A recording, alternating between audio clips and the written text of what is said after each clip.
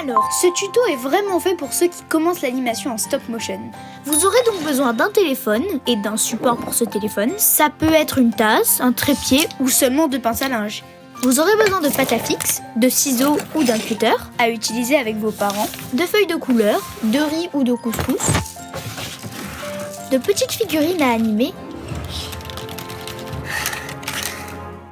et de pâte à modeler.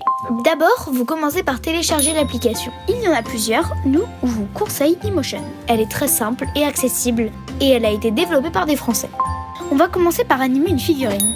On installe l'appareil photo face au sujet à animer et on lance l'application. Là, on a le choix. On sélectionne le mode manuel, celui où on déclenche nous-mêmes la prise de vue. Ensuite, on lance avec Start, on affine le cadrage et ensuite il y a un dernier réglage à faire. On va dans Tools et on active le petit carré en haut à gauche, qui s'appelle Pelure d'oignon. Ça permet de visualiser l'image qu'on vient de tourner par rapport à la suivante. Et quand tout ça est prêt, on peut commencer. À partir de là, rien de plus simple.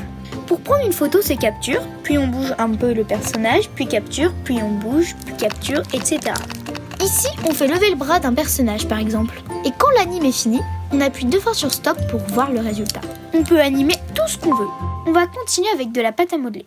On va faire un exercice très simple. On va faire disparaître un morceau de pâte à modeler. On pose le morceau sur le plateau. Là, je vous montre 2-3 options pratiques. Ici, vous avez une lumière, si jamais vous n'avez rien sous la main pour éclairer. Après, il y a la grille qui quadrille l'écran et qui permet d'anticiper les phases de mouvement. En bas à gauche, on peut régler le point, plus ou moins flou. Et le bouton du milieu, c'est l'exposition, plus ou moins sombre. Ensuite, on attrape le cutter et on coupe une tranche de pâte à modeler en faisant très attention à ses doigts. Puis une autre, etc. Et à la fin, quand on appuie 2 fois sur stop, on voit le morceau de pâte à modeler disparaître. Bon allez, on va essayer avec du riz. On va prendre un support pour filmer en hauteur, un gros dictionnaire par exemple, de la pâte à fixe pour coller votre téléphone au dictionnaire. Vous versez le riz et ensuite ça fonctionne exactement de la même façon.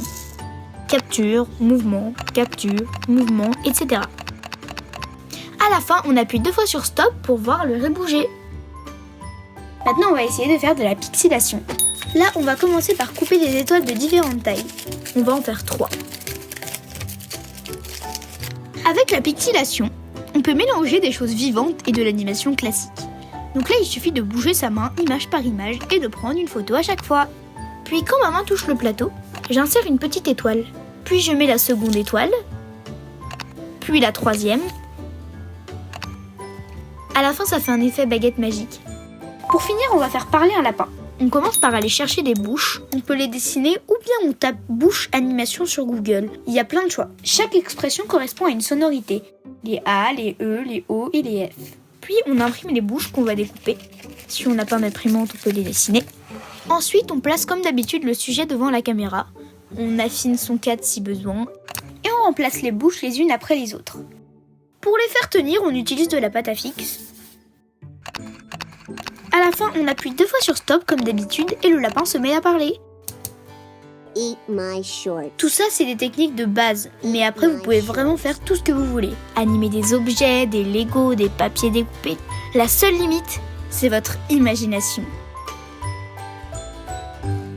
Si vous voulez, vous pouvez nous envoyer vos animations sur Facebook en les postant sur la page Vos films en stop motion.